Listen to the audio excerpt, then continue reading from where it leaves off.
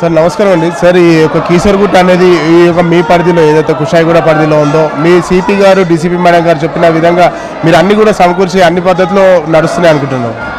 Yes అన్నీ నడుస్తున్నాయి. ఇంకోటి ఏంటంటే మేము ఊహించిన దానికన్నా చాలా లాస్ట్ ఇయర్ కూడా ఉన్నాను నేను. అప్పటికిప్పటికి పబ్లిక్ చాలామంది వచ్చిండ్రు, మహిళలు కూడా చాలామంది వచ్చిండ్రు.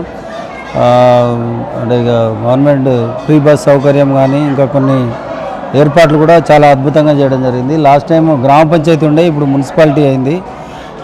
మా లాస్ట్ టైము ఒక 1500 మంది పోలీస్తోనే చేసినాము. ఇప్పుడు 3000 దాదాపు 3000 మంది సిబ్బందితోని బందోబస్తు నిర్వహించడం జరుగుతున్నది. ట్రాఫిక్ జామ్ లేకుండా భక్తులకు ఎలాంటి అసౌకర్యాలు కలగకుండా భద్రతాపరమైన అన్ని చర్యలు తీసుకున్నాము. ఇలాగే దొంగతనాలు కాకుండా సిసిఎస్ కానీ ఎస్ఓటీ టీమ్స్ కానీ షీ టీమ్స్ కానీ సైబర్ క్రైమ్ అవేర్నెస్ ప్రోగ్రామ్స్ కూడా ఈ బందోబస్తులో పోలీసుకు సంబంధించి అన్నీ చేయడం జరుగుతున్నది. ఇప్పటి వరకు దాదాపు 60-70,000 దాటి ఉంటారు జనాభా పబ్లిక్. ఇంకా ఈ నైట్ అంతా కూడా ఉంటుంది. ఈ నైట్ అంతా మహిళలకి ఎలాంటి సదుపాయాలు కల్పిస్తున్నారు? చిన్నపిల్లల్ని ఎత్తుకొని వచ్చే మహిళలకు ఎలాంటి సదుపాయాలు, తర్వాత సీనియర్ సిటిజన్స్కి ఎలాంటి ఫెసిలిటీస్ ఇస్తున్నారు? సీనియర్ సిటిజన్స్ కాళ్ళు నడవరాని వాళ్ళకు మేము వెహికల్ అలో చేస్తున్నాము.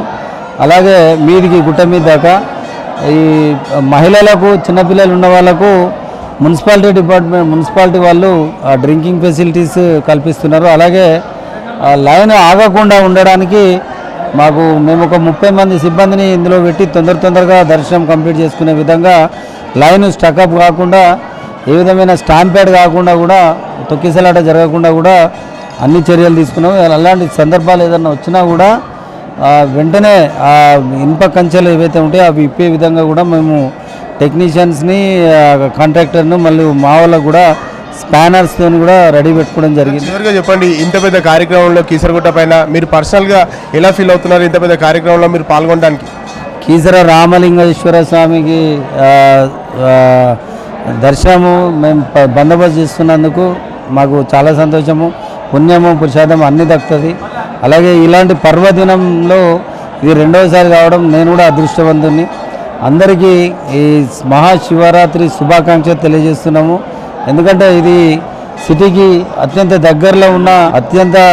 దగ్గరలో ఉండడంతో అందరూ హైకోర్టు జడ్జెస్ కానీ అందరూ వివిఐపీస్ అందరూ ఇక్కడికే రావడం జరుగుతుంది. అది ప్రాశస్త్యమైన టెంపుల్ ఇది.